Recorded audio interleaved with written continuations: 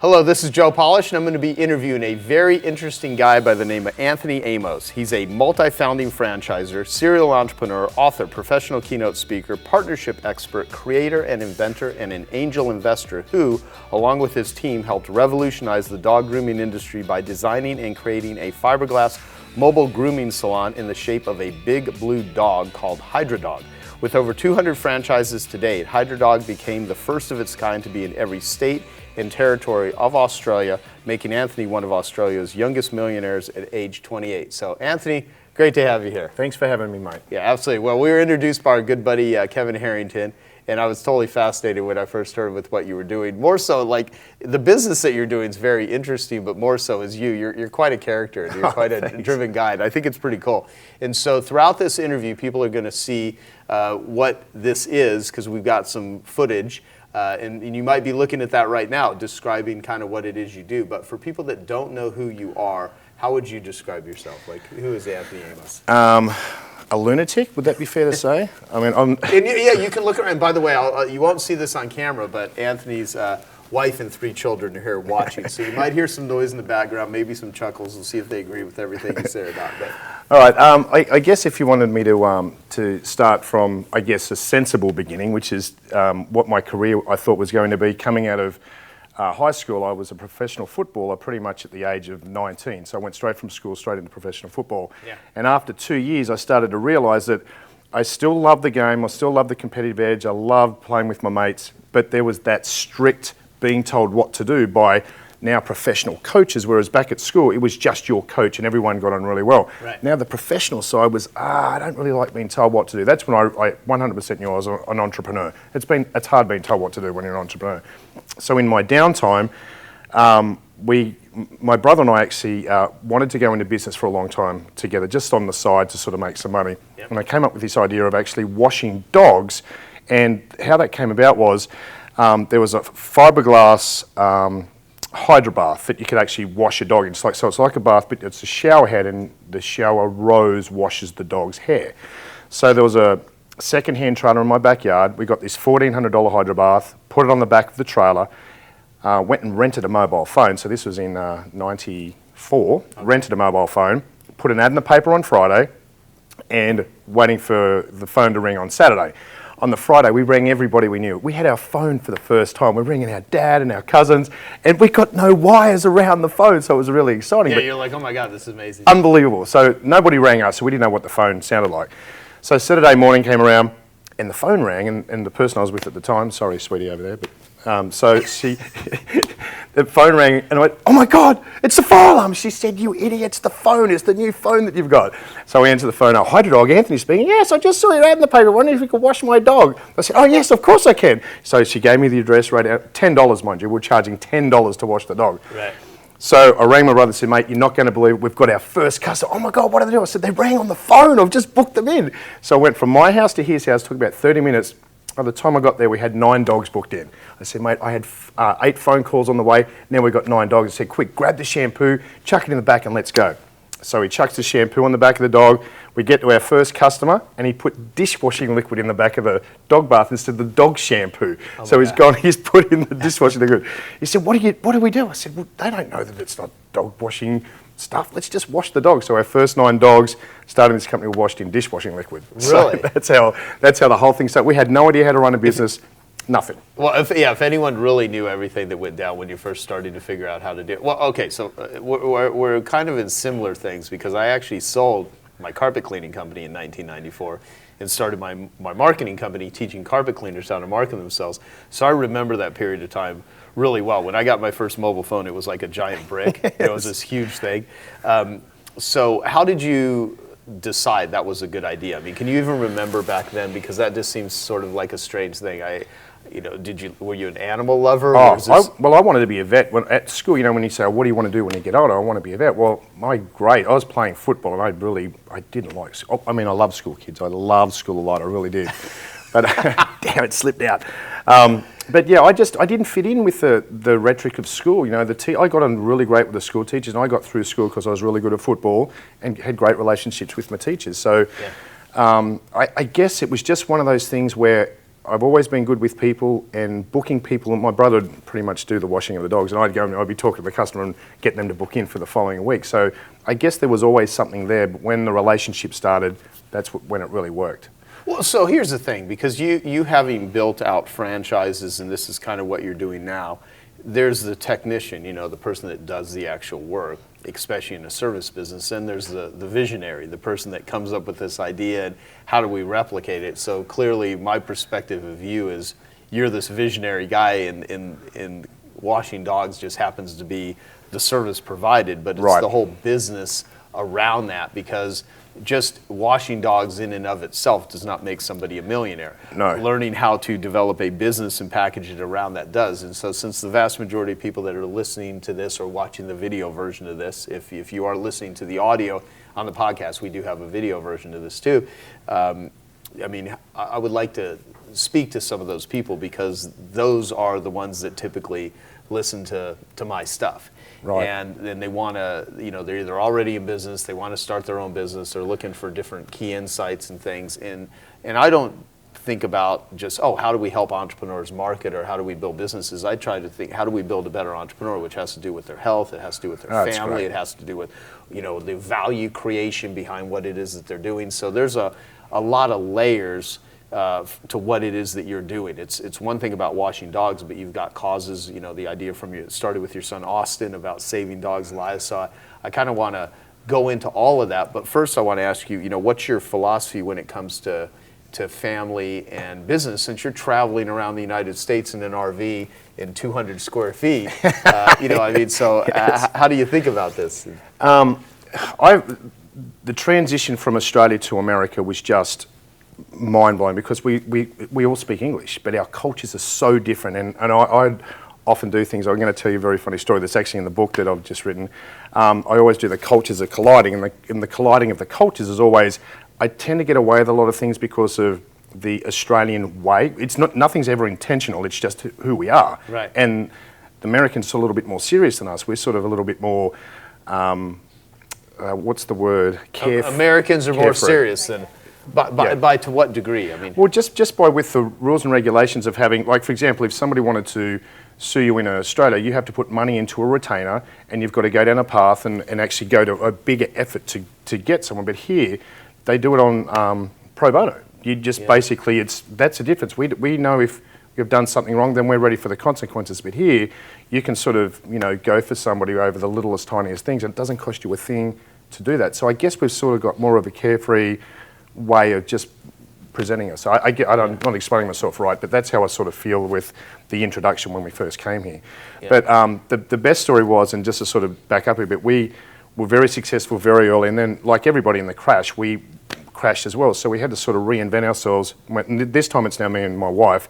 My brother and I separated in our business, and we got together. Well, we were together, but we came to America together. Right. And I remember sitting on the back of my dad's place. It was the last night, just the five of us were there. It was New Year's, and the fireworks were going off the Harbour Bridge, and it was like, it's New Year's, and Rachel had fallen asleep and the kids were asleep, and this big gust of wind came through the back door, and I got really emotional thinking, these four guys believe in me to make a new life for us going to America. I had no idea how we were going to do it, zero. I just knew, with hope and faith in my back pocket and this big blue dog, if I've done it once, I can do it again. Right. And that's pretty much that. When you talk about family, when you're on that edge of life, knowing that everything that you do right now is all to do with their future, it's a very impacting moment. And I think that was the precipice of me growing from a $20 million population to 365 million population. So I had to put my big boy pants on and come over here and sort of start from the ground level. Whereas I was a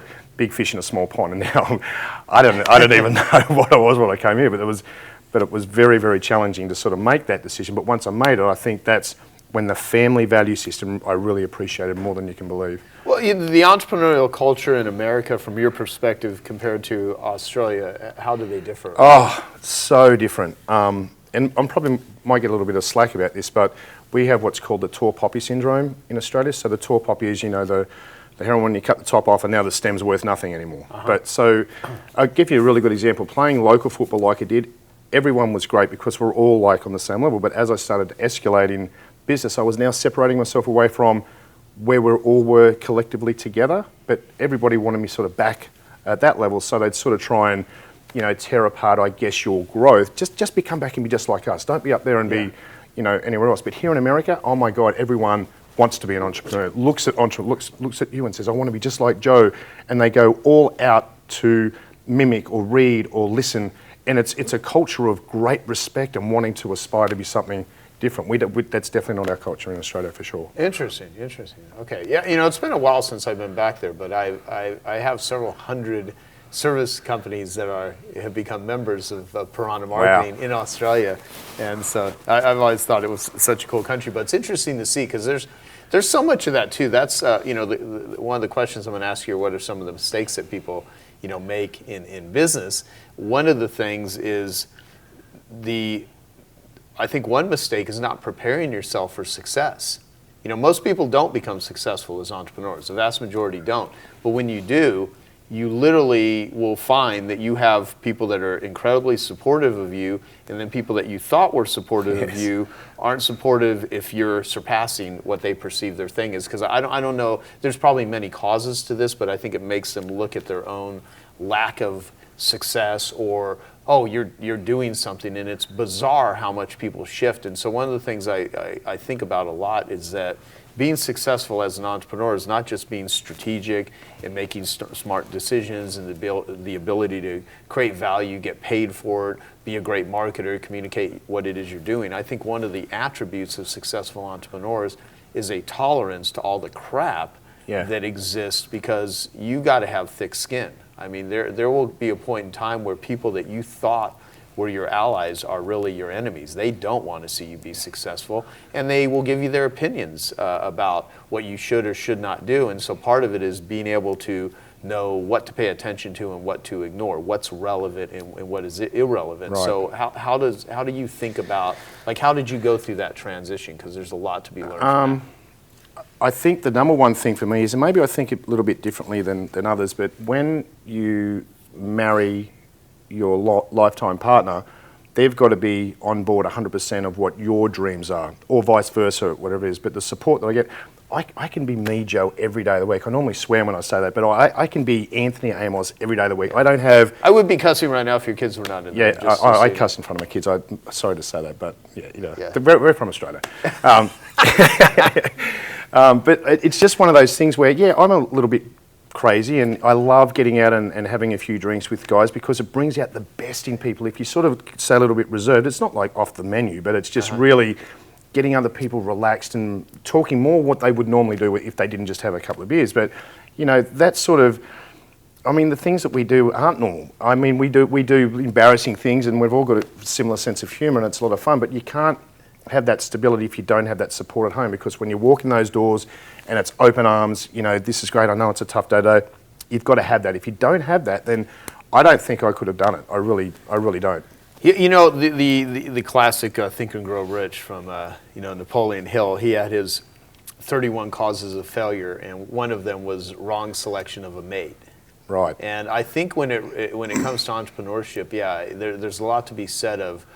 It's a tough life for someone that is not an entrepreneur, that doesn't get the drive and the ambition. And I think entrepreneurs are misunderstood. A lot of people think all they care about is money. And frankly, most of the entrepreneurs that I hang out with and I know, money is important because you need money in order to run a business, but it's not the cause of what it is they're doing. I mean, many entrepreneurs I know that are very successful honestly don't care all that much about money as long as they have it. Now, if they don't have it, nothing else functions, so it holds a very important context.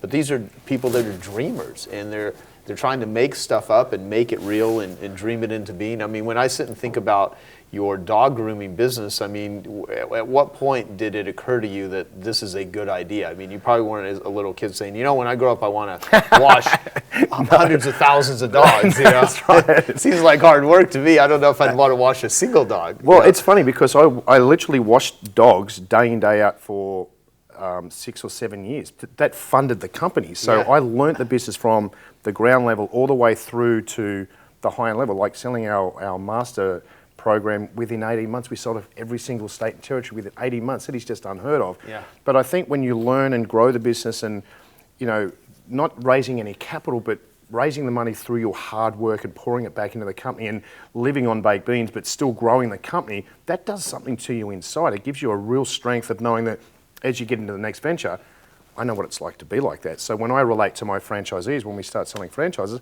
I've done what you're about to do. I know every angle that you're going to go through in your business, and I'm going to be able to help you with those particular decisions. And when we're talking about the partners, the hardest thing when selling a franchise to some of the men back in Australia, the wives are like, I don't want my husband to be a dog washer. What? He's not a dog washer, he's an entrepreneur. He's getting out there out of the rat race and wanting to be a successful person. I don't, and that's what I was talking about. But the other husbands that came in the door, how was your day, honey? How many dogs did you do today? Yeah, you broke the record.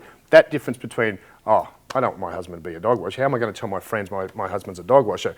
That's when you've got to align yourself with the right partner to know that when you do come in the door, they're happy that you did one more dog that you did than the day before. Yeah. That's the type of thing where I'm coming from with that. That's so true. Speaking in my own life of many relationships that I've gone through, and thankfully I'm dear friends with most of the relationships I've had in the past. I'm talking intimately. I mean, I know I have all kinds of relationships personally and professionally. It is alignment. I mean, if you do not have alignment in any sort of relationship, it's going to be very short-lived. There's going to be a lot of tension. And there still is. I mean, because I'll tell you, what I tell people, successful entrepreneurship is really about developing a tolerance to stuff. Because the stuff that would have killed me in the very beginning of my business happens on a daily basis today. And I'm like, whatever, So I've built up just a tolerance to nonsense, just like crap that happens. But that's part of the game. Well, it's funny that you use that word because in the book I talk about congruency. So the first thing with me is I've got to a point where I instantly know whether I'm congruent with somebody. I feel it, or you just a little bit of a conversation. Oh, geez, that feeling that you really like that person. It's congruent. Whatever this value system is, we don't even know what it is. Right. But it feels good. And then when you know it feels good, I like to add as much value as I can first. So if I get in there first and go, not expecting anything other than we could be friends from that point of view, or making an effort for our friendship.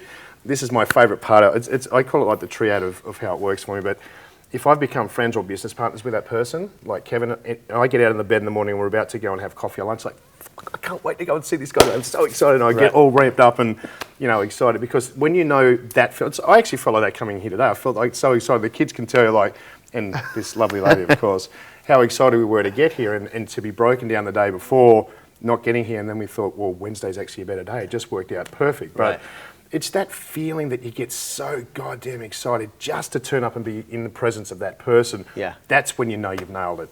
That's when you know you've done it. Because I used to get all giddy about like going to a rock concert when I was a kid. Going to, well, not just rock, but any sort of concert, although just the sheer excitement and that's what really great business deals, I think, do for entrepreneurs. Oh my God. Because just like sports, which I never really got into sports. I had a little league coach that ruined my liking of sports because he would force me to hold a baseball bat in a certain way that I couldn't hit the ball. So it ruined my liking of sports. So it's interesting how influences, affect you growing up. But I see a lot of entrepreneurs, they're corporate athletes, which is a term my buddy Tony Schwartz says.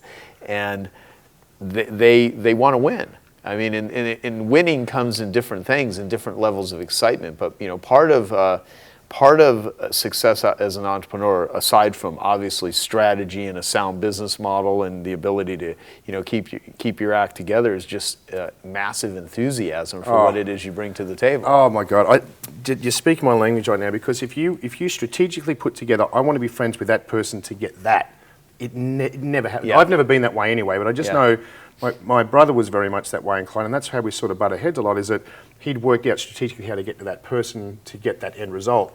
And I was always uncomfortable with those sorts of deals because you're really looking out for yourself first. But if you genuinely believe that person has got some sort of value system similar to you, then show them that you're good and you can do something to get them excited. Let's be friends. Let's see how this could work out. I love doing it. I got chills thinking about that. I love doing that stuff. That's awesome. Well, okay, so here's your book, How to Catch a Shark. Yep. And you did this with Kevin Harrington. How much did he actually contribute? Because Kevin really doesn't do much work. Well, he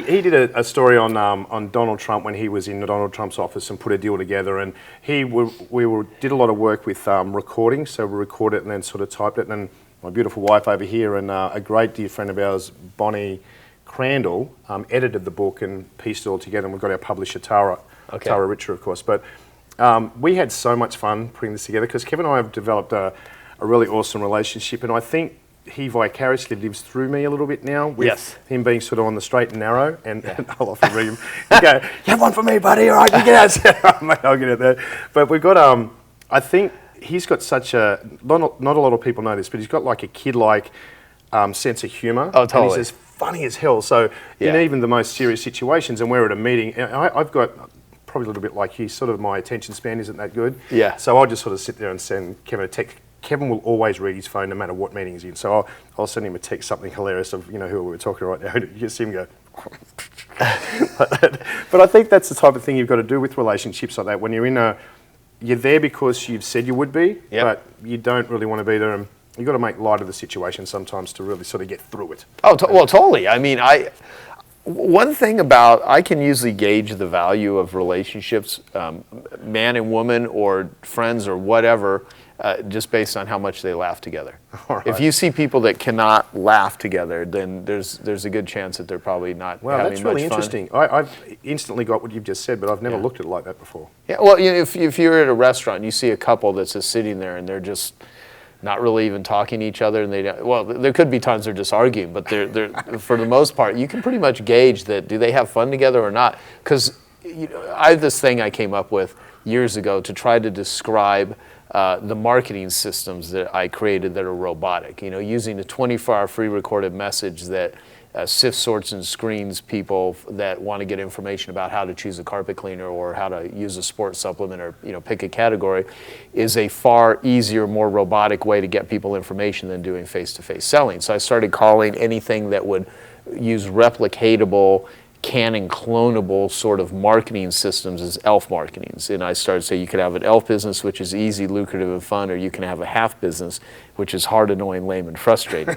And so if you're going to go out and develop a business, you want to make it as elf as humanly possible.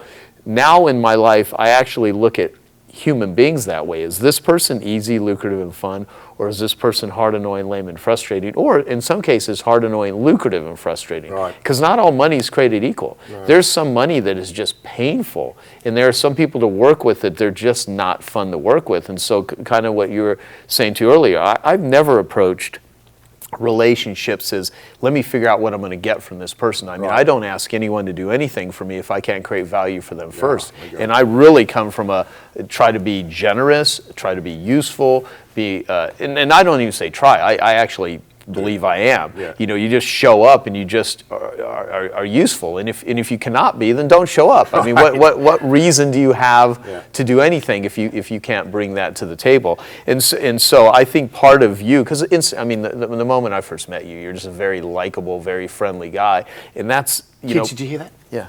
So now again, they may experience something completely different than me.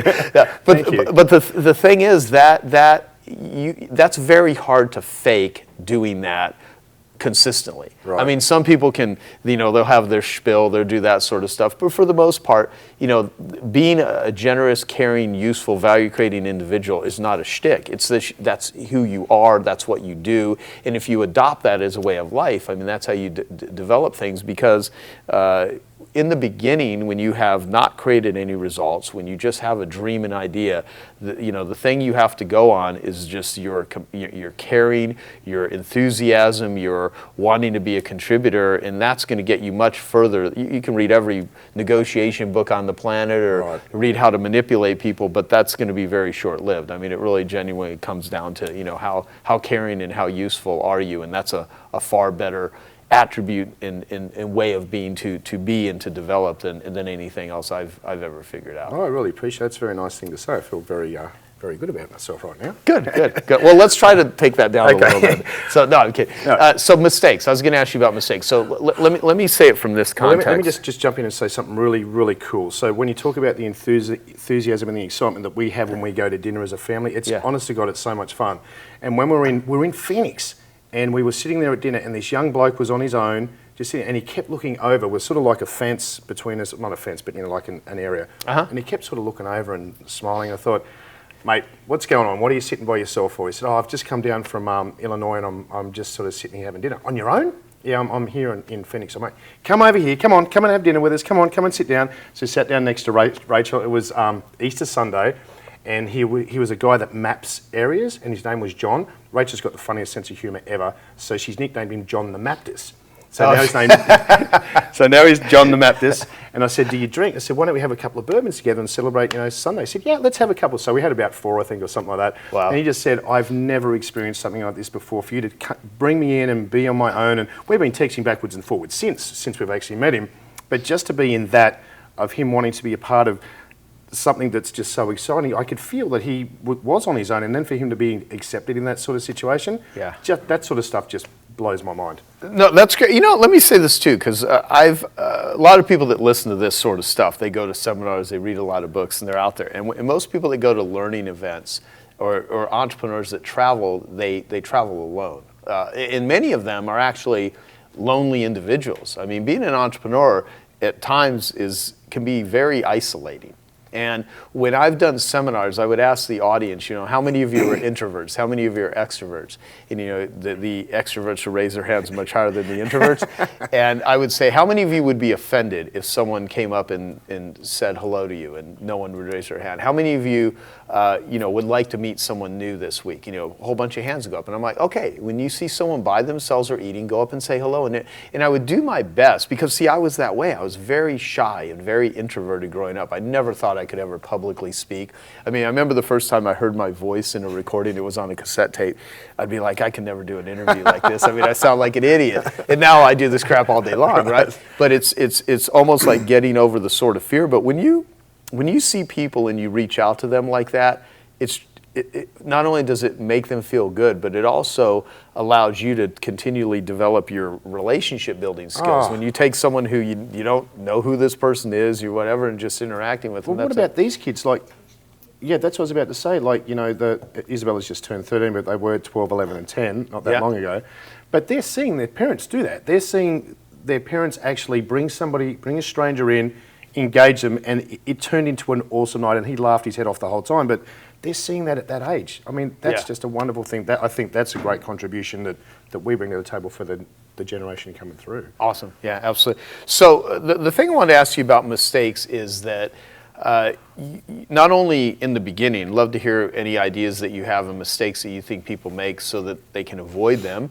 But also, when you went through the crash, you had built up something very successful, and then it falls apart. And then how do you not only deal with franchisors and different individuals whenever things just start crumbling down around a business that you have developed and that employs people and that sort of stuff? I mean, we'd sold Hydra Dog Australia before the crash. That actually cashed us up to go into property developing, which we'd never done before. Yeah. But that's what you tend to do when you make a bucket load of cash. You want to go into a huge, big $100 million Ramada resort and get twice the money. So anyway, that's the biggest mistake. Never go outside of what you know. If it's taken you 7 years to learn a craft, don't jump straight into something brand new you know nothing about. Right. And that was the biggest mistake that we made, is that we went way outside of our comfort zone.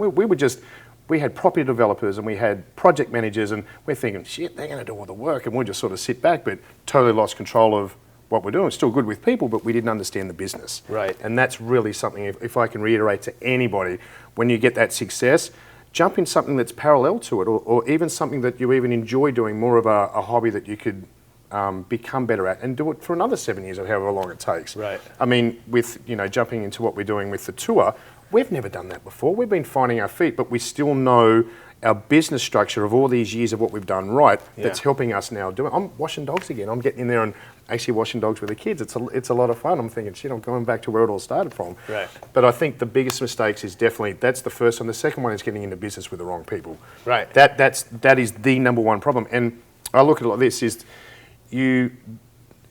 it's almost dancing with the devil. You know this person's got money. Your gut tells you that he's the wrong person to do business with, but you're like, if I don't get the money, the business is not going to work. I need the money. So people chase the money in the beginning. And I guess if you're young enough, you don't understand that principle. Right. You think, I'll just get the money and I'll deal with that personality later. No, it doesn't work like that. If they want a return on their investment, or they're a really hard business partner to deal with, then all of a sudden the conflict starts and you lose your passion and you don't want to do it anymore, and shit falls down. So you've got to pick the right partner. So my real big thing is this, and it's just a very quick story. When I met this lovely lady over here, first time she met all my friends, and she's gone, great guy. Oh, what are you doing with him? Not sure. He's just following you after your money. I think, how do you know? How do you know this stuff? I wouldn't even know for a million years how to read people. So after we had kids, it went through the roof. Whatever happens from a woman from having intuition to knowing everything about everybody after they have kids is just some sort of chemical brilliance that takes place. You get away with nothing, I'm telling you. Right. So I thought, I want a piece of this. So I started to ask embarrassing questions, putting myself in compromising positions, just really being painful at most of the times. And Rachel will tell you, there's some crazy stories out there of just, I want the information on why you are that particular way. So I read a book, can't even remember what it was. It was about four types of personalities. I ended up having 21. So I'd have these little baskets, talk about massive memory recall. My memory got so good, I'd put someone's memory in that basket and I ended up with about 21 of them. So over that period of time, I'd sit down and talk to someone and sort of say something a little bit, how did you know that? It was, well, I just spoke to a bloke like you down the road last week. So I started to get a little bit of influence, and there was a lot to do with that real understanding of people's way of thinking. I can't explain it, but it worked for me. So basically what you're saying is you just understood and studied how to gauge and learn people and show signs of whatever, how they... So sometimes you get one of those people like us that you've never you don't know where basket to put it in. Yeah, they're just so strange. Yeah, you just don't. Anyway. So... Yeah, a big basket. So it started to work for me, and people were really interacting with me because obviously I love being around people. So the personality starts, and a couple of drinks, this sort of personality goes, times 10, and everyone sort of wants to, get engaged. Right. And then just starting to work out how it is, and you have much more of a centered conversation because you're talking to them now rather than just having a conversation. So those relationships that started to build like that then became, like, for example, someone like Kevin Harrington. I mean, have you ever seen him in a networking event? He would just talk to every single person in the whole wide room. He's just incredible. But he seriously has a huge wall around him of getting to him personally, like everyone does. Right. But it's hard to get in. And to be that close to a guy like that, it's all happened because there was a personal interest in someone that I really cared enough about, but I actually have a little bit of knowledge. It's been 20 years now since it started, and I really feel that I can know people well enough to engage and be present. And I think that's the biggest thing. If you're present with someone, and I guess Rachel can also back this up, living in the moment for me is really important. When we broke down in Lordsburg, which is in the middle of nowhere. Yeah. I don't know if you know where Lordsburg is. I've been there before because I went to college in New Mexico for a couple of years, never got a degree in anything, and I used to live in Demi, New Mexico, Las Cruces, New Mexico. That's where we went to Las Cruces. We had to drive 2 hours backwards for where the RV actually got fixed. Wow, okay. So on that day, it could have been, we were meeting you the next morning. It could have been a diabolical situation. So I just put myself in the moment, and Austin ended up jumping into his first semi-trailer, turned the truck on, and he's sitting in the front seat, and the guy was so great, and he was showing Austin how to do things, and the girls were working on the trucks. It turned into an awesome day. It was one of the best days in the middle of nowhere doing nothing. But if I wasn't present and being in the moment, it would have been a disastrous day. It would have been such a shitty day. It would have been unreal. And I think that's the key, being really personal, but also being present. When you're having a conversation with somebody, just be there. Then that does magnitude these days because everyone's always busy, outside. People think they can multitask. They say, no, I'm listening to you. But they're not. Oh, I stop talking to people when they're on their cell phones or whatever because I want to let them finish what it is they're doing. Because even if I try to continue to talk to them, they're like, no, I can hear what you're saying. It's like, no, all you can hear is mumbling, but you're not comprehending anything that's being said. We're on the same page with that 100%. Yeah. I mean, because I know for myself, if someone's trying to talk to me and I'm trying to do, I'm like, I can't pay attention to two things. So but you're right though. I mean, becoming skilled in communication and studying that is incredibly useful. Becoming a communication expert, I think, is important. Coming from the world of marketing is pretty much what you say and who you say it to. It's all about communication. It's all about making a connection. And people ask me all the time, well, how do you do it? Well, like anything else, you learn it. I mean, anything worth doing well is worth doing poorly in the beginning. Now, if you keep doing it poorly, you're probably not set out to do that. So I'm not a big believer in get strong at the things you're weak at. Right. Because like my friend Dan Sullivan says, if you spend your life strengthening your weaknesses, at the end of your life, you have a lot of really strong weaknesses. So I'm a real I'm a real big believer in like whatever you have a propensity to get good at, do that. But learning how to interact with other humans is critical as getting through life. Learning how to sell. Learning how, those are all the most important skills. The technical skills of something are far easier to learn than just becoming a communications expert. I think the secret is, though, you've got to love it, and you've got to really love people, because there's Yeah. too many people that don't like people very much. I mean, I'm telling you, I'm in a world right now where people love their dogs more than they love people, and I get it, because I didn't understand to begin with. Every single person that comes in to get their dog washed tells us about their rescue story, and they're passionate about it.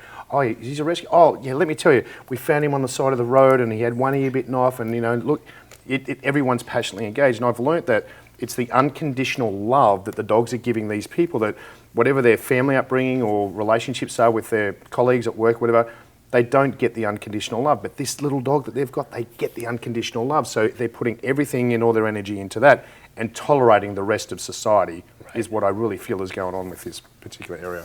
Well, so what have you learned being around all these dogs about caring for yourself, caring for others? I mean, there's got to be so many lessons that have come from this that most people would never even think has happened. I mean, you've probably gotten bit by dogs, I imagine. I've never been bitten. Never? And let me tell you why. People often say, I don't believe that's true. So you've got to remember, I watched dogs for 7 years, had the franchise for, 13 years, and then now we're back into it again, is that when a dog goes from its environment into yours, it's not protecting your environment. If you go into their environment, there's a big chance that you get bit if you were washing the dog in their environment. So first and foremost, it's coming into yours. So it takes away that elimination. Now they're more worried about being scared rather than being protective. So that's the first thing it eliminates. And the second one is, people that have got those really vicious dogs, don't bring them to get washed. They don't want to be embarrassed and have this big dangerous dog coming in there knowing that they're going to bite you, especially here if they're going to get sued if they bite you. So it just doesn't, it doesn't happen. It just doesn't happen. So what do you think that animals actually do for people? I mean, here you are on this mission with, Bathe to save, and you want to save all these dogs. It's one thing about saving the life of a dog, but there's something way beyond what dogs represent and what they do for people. So what is it? I think it ends up boiling down to the human element. I've actually thought about this myself, because on the surface, it's about saving the dog's life, but when you save that dog, doesn't it go to a family and be a part of a family environment? So really, in the end, it ends up being that communication skill again of wanting to connect with the human on the other side, and the dog pretty much is the conduit. That's how I've sort of seen it. But I think from the people that are living in this world, it's really about saving that dog's life, but they don't understand that it goes to well, I guess they understand. I'm not saying that they're naive, but it really ends up helping another human being at the end of the day. So really, it's all that connection on the outside. That's why we do it all at the end. Even if it's a subconscious level, that's why we're doing it. Yeah. So you have 3 rabbits in your RV. Oh, God, we don't want to start with that. Like, what's the story on that? Why do you have rabbits? All right, so when we were over here, we said to the kids that, they wanted a dog all the way through. And we're in a couple of beautiful homes that just really wasn't right for... And I'm going to have to put this down to your fault, sweetie, I'm sorry, but... It was Aria's youngest daughter's, we celebrate our half birthdays, we call them a celebration day. So when you're 6 months older, we have just the 5 of us, we call it a celebration day. Okay. So we go to the pet shop, and there's this little rabbit, the kids are wanting this rabbit, and Ray said, it'd be so cute, let's just get a rabbit. So I really don't want to get a rabbit, it's so small, put it in a cage. So we get the rabbit. Then about 2 weeks later, was it 2 weeks later? How long afterwards was it? A few months. Oh, was it? So I don't know, I think Rachel might have had a couple of wines, to be honest. I don't want to throw you under the bus, but we get down to the pet shop, and there just happens to be a male rabbit there. And she's like, wouldn't it be great just to have these little tiny rabbits running around, and we can sell them, and the kids can make a little bit of money, and you can teach them entrepreneurial skills. She totally sucked me, and I thought, all right, let's give it a go. So we get these 2 rabbits, and they had 8 babies. So we have all these rabbits jumping around the house this whole time, and they totally fell in love with the 2 rabbits, like really, honestly, because they haven't been outside of our family. You got to remember, we're in America with no extended family, so they became their little family.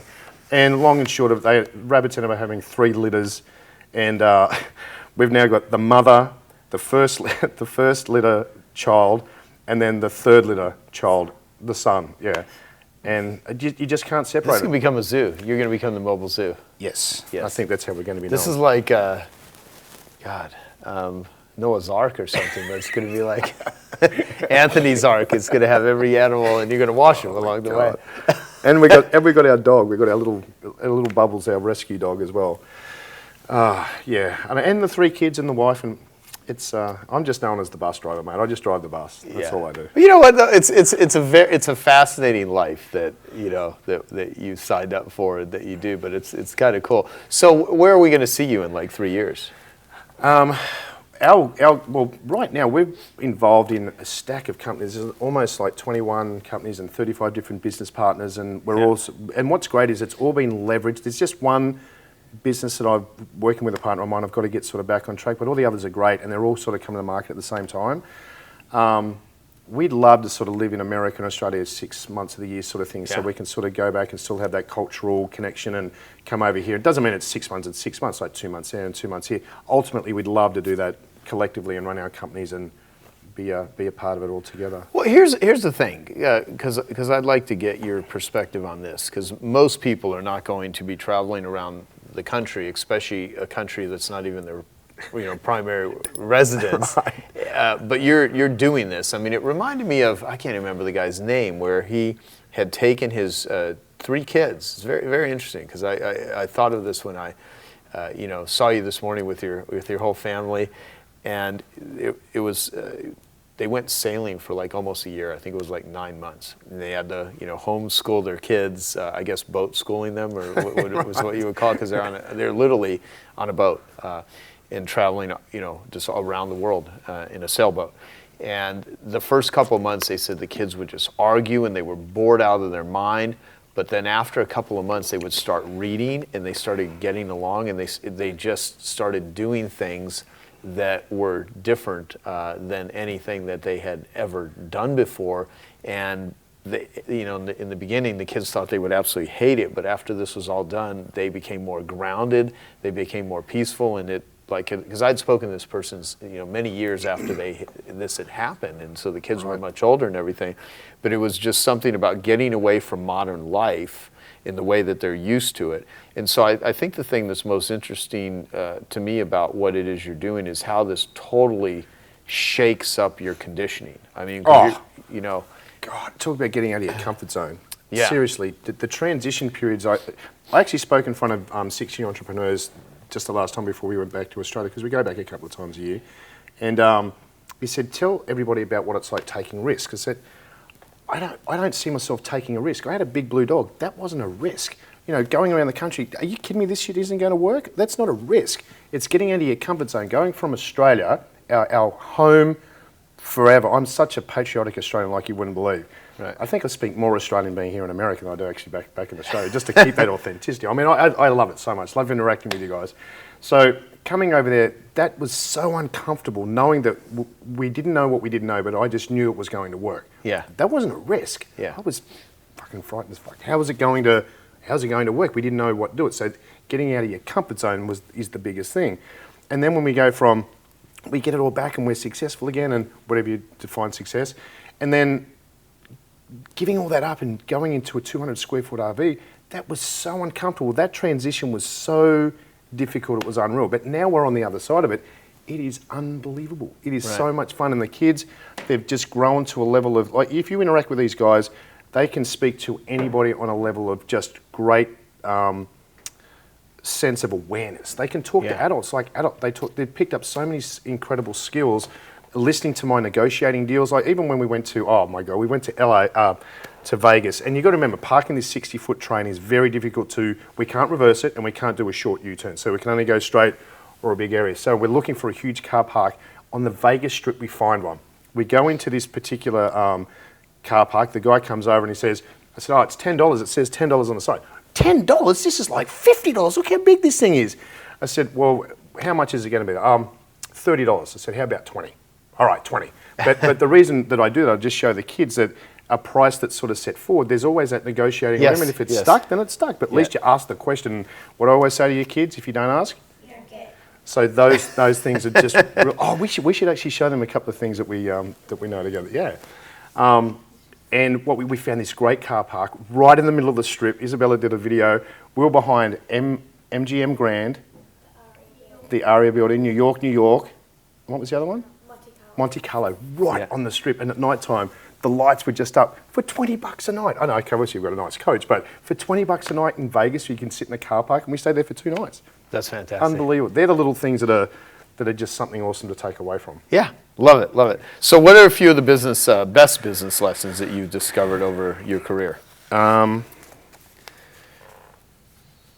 think having great partnerships. So I'm not an employee guy. I don't want to have sort of a bunch of employees working in the business. That's sort of not me. I love having the entrepreneur to entrepreneur being business partners together, so we can actually bring all our best angles to the game and own it together. Right. So as long as I've got like control most of the time in my companies, that I can be the decision maker. So I'm the one that's loud and proud that's going to make it work. I don't want to be stuck in a boardroom when, all right, Anthony's got these things on the agenda. That doesn't work for me. I might be out here right now just at lunch, bang, pull a deal off. Guys, you're not going to believe what I pulled off today. Yay! Rather than, oh guys, listen, I've got a great opportunity for you. This is what could happen. By that time, that guy's gone and done another deal. As long as I've got that control, then everything's great. But I think it's more about partnerships with me, because if you own the company wholly and solely on your own, then you celebrate the wins on your own and you go through the bad times on your own. But if you've got 3 or 4 or 5 different business partners together, my God, the celebration of success together is just magnanimous. You know what's interesting about that, because I've heard completely opposite views. You know, some people love partnerships, others like they don't want to be partners at all. So it's the big takeaway that I got from what you just said is that knowing what your wheelhouse is. You know, knowing where your boundaries are and what you're really good at. And if you're not good at something, going and finding someone else that has those capabilities. Or congruent. I have to be congruent. If I'm not congruent, I just won't even contemplate the opportunity. Yeah. Well, and plus you said earlier about the gut feeling, going into relationships. Every time that I have ignored that, whatever you call it, intuition, you know, that gut feeling, the thought, you know, I mean, it expresses itself in many different ways, but whenever you get a sense that this is not a good deal, you should probably pay attention to that. Yeah. I agree with that 100%. Sorry, I look like I'm going to sneeze here, and so I keep grabbing my nose. Maybe there's something happening that's telling me, yes, that is a sign. You know. So what is the mission of the Bathe to Save tour that you're doing, and how can people donate and contribute to it? Okay, so the objective is for the next 18 months, we're going to we've actually visited like 6 or 7 states already, but we've been finding our feet. As I said, brand new industry, knew nothing about it, wanted to get in, and just before we even started, let's at least find out what partnerships we need and, you know, what products and all that. So we've nailed that. We've actually nailed it. So we're officially starting on the 7th of May. And what we're doing is we want to raise $1 million, save over 25,000 dogs, and go to every single state. Even Hawaii, we've worked out how to get the dog on a barge over to Hawaii. We can't take the RV. The RV's like 15 grand. That's just crazy. So we're going to take the dog over there and maybe just have a week off while we're in Hawaii, maybe. Yeah. And that's really what we're going out to do. Now, on the back end of that, after that period of time, we're going to be selling our franchises, which is Hydra Dog. But this is what we've 100% so solid about. Purchasing a franchise is a big thing with us, and we want the legacy of the Bathe to Save with what we've done saving all these dogs' lives, that a franchise owner, operator, 1 day a week, part of the agreement's got to go to a shelter, wash dogs, to raise awareness for animal adoption 1 day a month. That's all we're asking, 1 day a month. But if you get up to the hundreds like we had in Australia, or even to the thousands with how big America is, we're going to have a huge impact long term with this whole culture that we're creating with the business. So that's really the objective. But we've been self-funding just to make sure we got it right. We didn't want anybody to come in until we knew we got it right. Right. And now we're getting ready to do some big sponsorship deals where people can come on and get national exposure for the next year and a half and be close with us. You know, especially with me getting excited about the sponsors, I would just do whatever it takes to get their brand so recognised throughout the country. And that's really what the next objective is, to do that. Okay, and so the website for that is Bathe, B-A-T-H-E, to Save, TOSAVE.com. Yep, that's correct. And they can get me through that, and I'll get back in touch with them straight away. Awesome, awesome. Okay, so in this book, yes, I have some questions here. How to Catch a Shark. You talk about different type of shark entrepreneurs need to understand. So what are the different types of sharks, and what are the mindsets that entrepreneurs need to build relationships with the right ones versus the wrong ones? Well, I think the biggest thing with the show Shark Tank completely changed everyone's mindset about what a shark was. It sort of was one of those things where a shark came in and just, you know, bit your leg off and took everything they can off you. And I think now that's how Australia saw it. But it's more now to the point where you've got these really high successful investors. And mate, you're a shark. You know, everyone's got that contribution of what they can bring to the table for somebody that's looking for something else. And if you're a high player in your field, then you're pretty much one of those sharks. And the main differences are, if you're looking for money, then you're obviously looking into the area of the great white shark, the one that's just going to come in. If you don't pay that money back or you don't get that return, you're gone. We're going to take your company. We're going to dilute you. That sort of type of thing.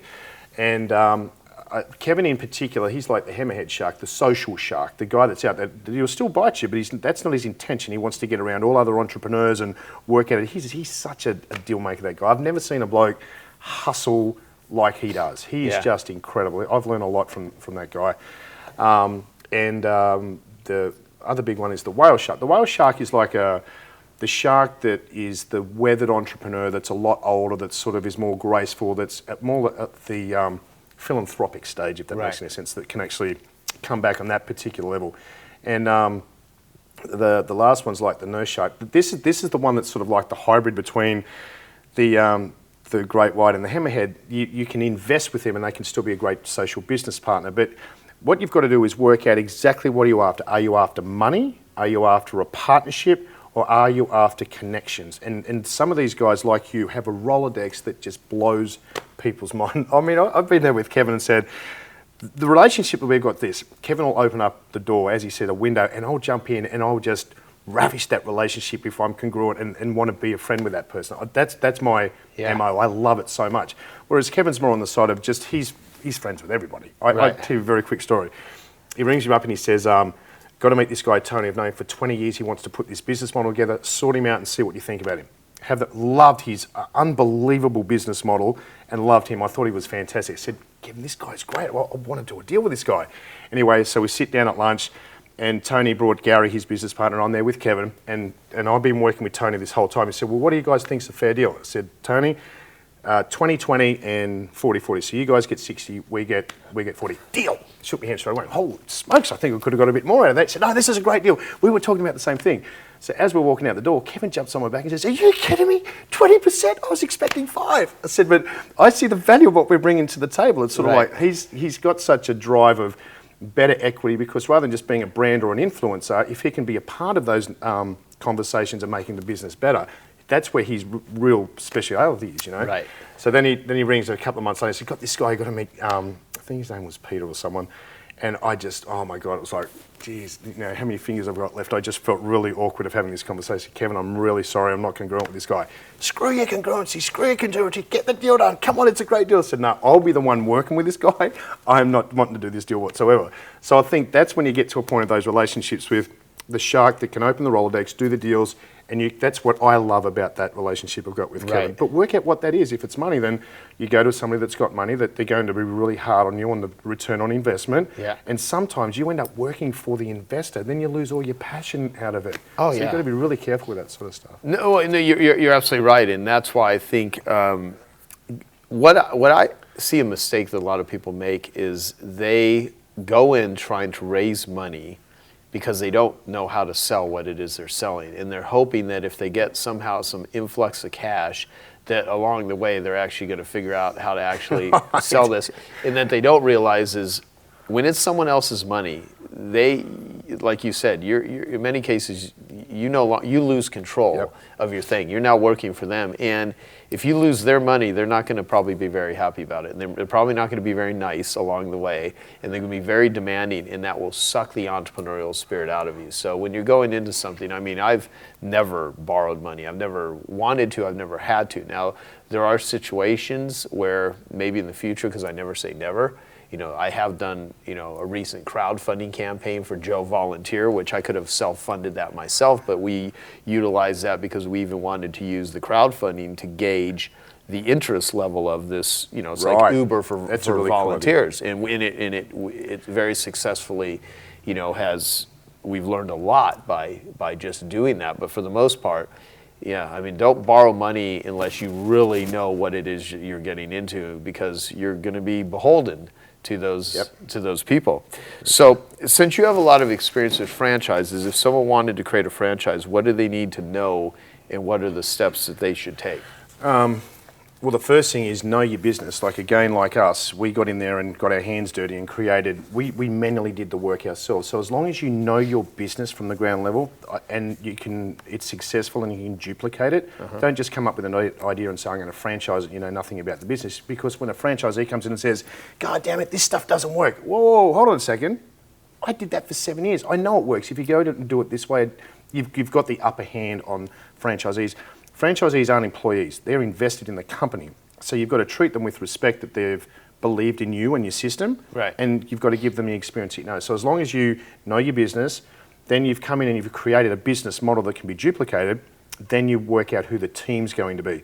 Now for me, I love to bring people in again as partners, as the expertise coming in. So we've got a team of experts. I've got an attorney that's a franchise attorney that's an equity partner. I've got a franchising consultant that's an equity partner. I've got a manufacturing that's an equity partner.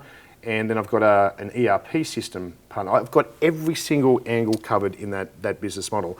And that's how I was able to build the franchise. And through the franchise documents, that can be so goddamn expensive. Yeah. If you bring the attorney that's building the documents into your business, you can often get them in for equity so you don't have to put up that expense to start with. There's so many great ways. And anybody wanting to franchise, I mean, I'd be more than happy just to steer them in the right direction with there's so many good people in this country to make a successful franchise. Yeah, awesome.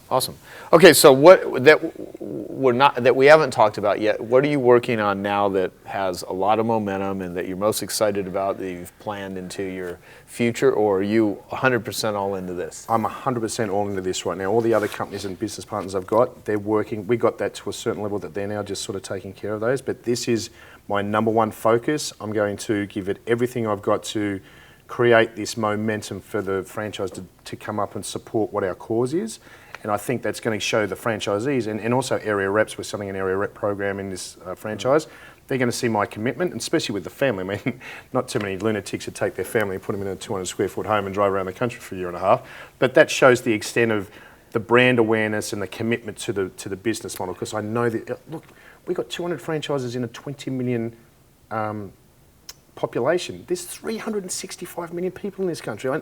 It's a no-brainer to me, but I want to do it the right way and show that I'm prepared to get back on the tools again, wash dogs again, get out there and be like a franchise owner myself so people can say, wow, this guy's that committed to his business. He's getting out there and doing the dirty work. Yeah, gotcha. So what sort of rituals, if any, have you created when things are really tough? Like, so when you're having challenging days, I mean, you had, your vehicle breakdown. I mean, what sort of, and this is good advice for, and the reason I'm asking this question is that some days you wake up and you're going to war as an entrepreneur. I mean, it's really tough. Yeah. You don't feel good, but you gotta, you may be sick and you have to get up and do the thing because you can't call in sick when you're the boss, right?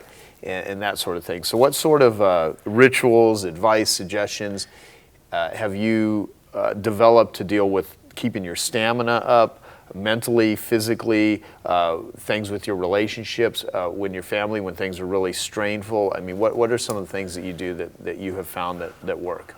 It's very easy enough for me to say this now, but getting to this point of living in the moment is just, it is so empowering because it puts you into a place of not dealing with anything right out of what you've got control over right now. And that's really what's magnified into the way that I think. So when it first started I used to have, you can remember, like I was in my 20s, so everyone's got that sort of testosterone and craziness going on, but I'd get really frustrated and angry fast. So I created this system where I had 10 gratitude things, like 10 lines of gratitude I had in my back pocket. So each time I felt that way, I'd read one of these gratitude lines and just sort of changed the mindset a little bit. And then it got down to 5, then it got down to 2, got down to 1. Then all of a sudden it was sort of happening away. And I remember Isabella saying to me, I think when she was about 7, I'm not well, Isabella's going to say I smacked her once, but I've never smacked my kids. I'm a yellow, rah, like that, just to sort of get the impact. But then as soon as it's done, I'm back on fire again. And Isabella said one day, Dad, how do you do that? How do you get so angry and then you get back on fire so fast? I said, well, I'll look at it like this. Being on fire is going down the highway. You're on the highway, and then when you get angry, sad, or outside of being on fire, you go down on the off-ramp. You're actually off the off-ramp. And the secret is don't get caught up in the neighbourhood, get back on the on-ramp again as fast as you can. So my attitude is that if you can work out by being in that position of being disciplined with them, show them that once it's over, now you're back on fire again, and they understand that what they did was wrong, but now you haven't dragged it out, so it's an all-day thing. And Isabella was struggling to change her moods, if you like. But they've become so great with their mood changes. I mean, you know, she's 13, mood changes all the time now. Before I go to sleep every night, I say thank you and really put myself into one of those moments that really meant so much to me. And I fall asleep saying thank you. Wow. But then in the morning when I wake up, I'm grateful. I say I'm so grateful for everything that's going to happen or what I do have, rather than the events that happened the day before. Now it's going into what's going to happen today. So that's pretty much the platform of where I am. But when you were talking about being in a situation that's stressful or whatever, I just get into that little place of right now saying, I have no control over that, or that, or that, and that's why I'm going to get through until I get to that. Then I have to make those decisions. I don't sort of prolong it to fuck me up. Right. I mean, mess me up. That's okay. Hey, look, at this point, I'm just proud of myself. I haven't said a single profane word, but you have. It just makes me look like an angel here, which I'm really not. So where can people go to learn more about and get more involved with you? Because you got the book, you got this franchise, there's a bunch of cool stuff that you're doing. So the book is How to Catch a Shark, Anthony Amos, A-M-O-S, which is also the site too, right? HowToCatchAShark.com. Yeah, so one of my real passions is, a little bit like yourself, I want to be able to sort of get back to the entrepreneur, and if they want to learn how to catch their own shark, I've got a business principle methodology that I work one-on-one to actually help them get to that. That's really something I love to do, because one-on-one with people is a big thing for that knowledge that I've got over all of it. That just didn't happen since I come to America. It's been the build-up of the 20 years I've been telling you, but meeting someone like Kevin Harrington, you know, I mean, if someone met you and all of a sudden you got this Rolodex, you wouldn't happen to know such a, we just hold on, this is what Kevin does. Honestly, what about, give this guy a ring right now and you write the number down. Right. Ring him up. Kevin told me to give you a call. Holy smokes, now all of a sudden you're playing in a completely different level of business because you've got that trust from the person that recommended you. Yep. It works well. So, and also, one of my favorite pieces of advice that people that listen to me, they hear me say this all the time. It's a quote I heard early on when I was growing up is, be nice to the people you meet on the way up. They're the same people you meet on the way down. And you will come across people that 5 years, 10 years, 20 years from now, you will run across people that you met very early on. And so the most important thing that you can do in your life is just be good. You know what it is? Never burn a bridge. Exactly. My two biggest things are you've got to burn the ships behind you like we did with Australia, and then like we did moving from the home into the RV. Once you burn your ships, you've got nothing to go back to, so you have to be successful.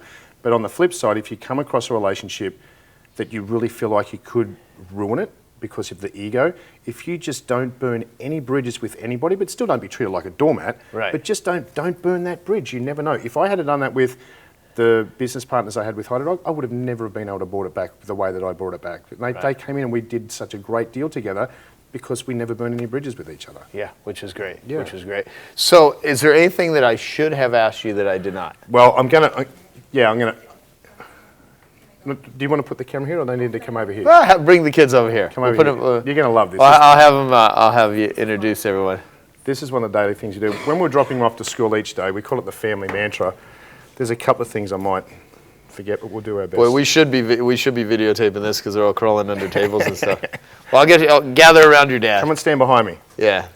Okay. All right, you ready? Is everybody happy? Let your life we are. Who's on fire? I'm on fire. Whose day is it? My day. If you want to soar like an eagle, Don't hang around turkeys. if you follow the crowd, You always end up at the exit. who's the best team in the world? Our family. Who's the best mummy? Mommy. Who's the best daddy? Daddy. Who's the best Bella? Bella. Who's the best Aussie? Austin. Who's the best Aria? Aria. Never ever? Give up. If you continue to do what you've always done, you'll continue to have? We always got What's today? the greatest day in the world. And the moment? This moment. Yeah, what time is it? Now. Now, so that's sort of the first parcel, which is just awesome. But then we'd say your smile is, Your logo. your personality is, Your business card. and after you leave the room, what do you want to leave behind? Your trademark. So that one Wow. to me is like huge, because once they sort of and a lot of this process that they have learnt, they didn't really understand and just starting to understand, but it's been in their system for so long, it's giving them a great foundation to really work with it. So the last thing I do before they leave is I'd kiss them 3 times. I'd say integrity, courage, honour, proud because I'm an Amos. And then they'd walk off to school, and I tell you, this is when I reckon success is different to everyone else. Out of all the kids racing out of the car, embarrassed to get to the school, they'd all turn around at the same time and they'd wave goodbye and say, oh my God, what father has that gift of those kids wanting to do that after they get out of the car. But you've got to remember, when they get out of the car, we're all fired up and pumped up, and I go off and do my thing, they go and do their thing, and we're all just like in that little area of being in it together. That's great. Yeah, so it's Awesome. very, very cool. Hey? Oh, yeah, so the kids know, this is what I normally do when I speak. I talk about the 7 habits of highly effective people. Who knows the book of highly effective people? Everybody puts their hand up. Who knows what they are? Few people put them up. Who can do from 1 to 7? Nobody puts their hand up. So if you kids want to kick off the 7 habits, that'd be really cool. Ready? Go. Number 1, be proactive. Number 2, begin with the end in mind. Number 3, put first things first. Number 4, think win-win. Number 5, seek first to understand, then to be understood. Number 6, synergize. Number 7, sharpen the saw. Number 8, leave legacy. Wow. awesome is Wow. that? They even I got, can they tell even that- got the 8th one too. Yeah, which they got is the great. 8th one. That's the one we threw in there. 'Cause Wow. that's big at the moment, leaving a legacy. I think everybody wants to have that Yeah. opportunity to do that. Well, that was fantastic. You guys are doing awesome stuff. Thank you, man. I really appreciate So great it. doing Thank this you. episode and appreciate it. You guys are awesome. Thank you.